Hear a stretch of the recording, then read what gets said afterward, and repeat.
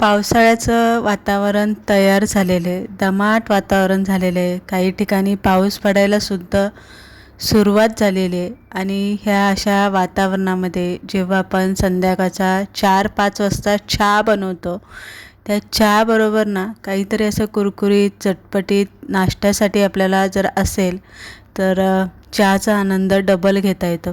आज आपण अशीच कुरकुरीत चटपटीत खारी शेव कशी बनवायची ही रेसिपी बघतोय, त्यामुळे रेसिपी शेवटपर्यंत बघा.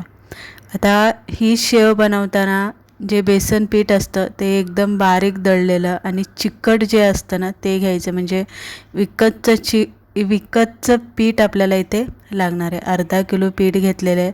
आणि सगळ्यात महत्त्वाचं म्हणजे खारी शेव करताना अर्धा चमचा त्यामध्ये पापड खार घालायला अजिबात विसरायचं नाही आहे.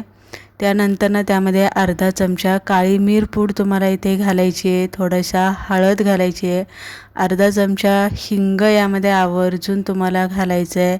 आणि ओवा आवर्जून ह्या शेवमध्ये घातला जातो.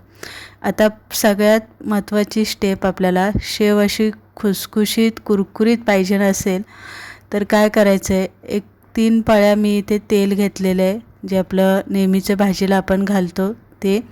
आणि त्यामध्ये थोडंसं पाणी घालून आपल्याला हे चांगलं पाण्यामध्ये मिक्स करून घ्यायचं.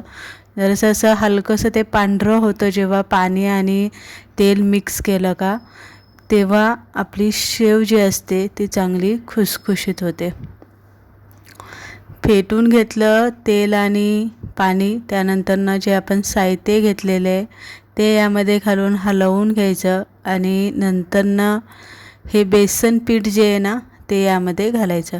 आता परत एकदा सांगते, ही शेव बनवताना बेसन पीठ हे एकदम बारीक दळलेलं पाहिजे. बारीक असं दळलेलं असेल तर त्याला छान असा चिकटपणा असतो आणि शेव खायला छान लागते, खुसखुशीत लागते. आता पीठ घालून घेतलेले त्यामध्ये पाणी घालायचे. आता एकदम पाणी अजिबात घालू नका.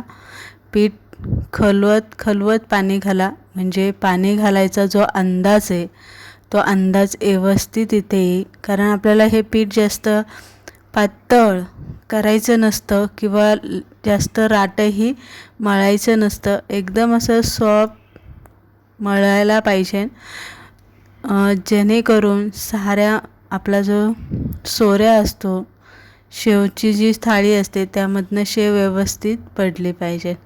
आता इथे मी घेतलेली 1 नंबरची जाळी घेतलेली आहे. तुम्हाला बारीक पाडायची असेल तर मग तुम्ही 0 नंबरची जाळी इथे घेऊ शकता.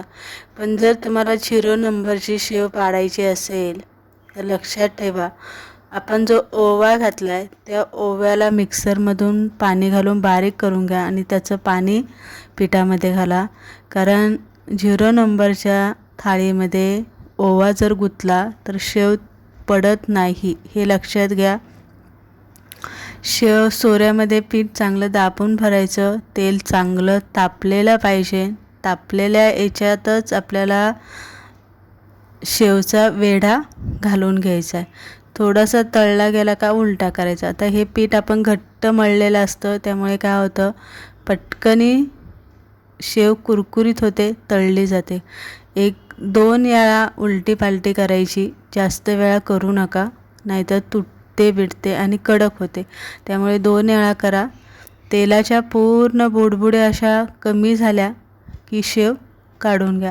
आता इथे थोडीशी ती अशी मोठी वाटत असली तरी खायला एकदम छान आहे, चहाबरोबर मधल्या वेळात आहे. आणि विशेष म्हणजे तुम्ही ह्या शेवची डब्यावरती देण्यासाठी भाजीसुद्धा बनवू शकता.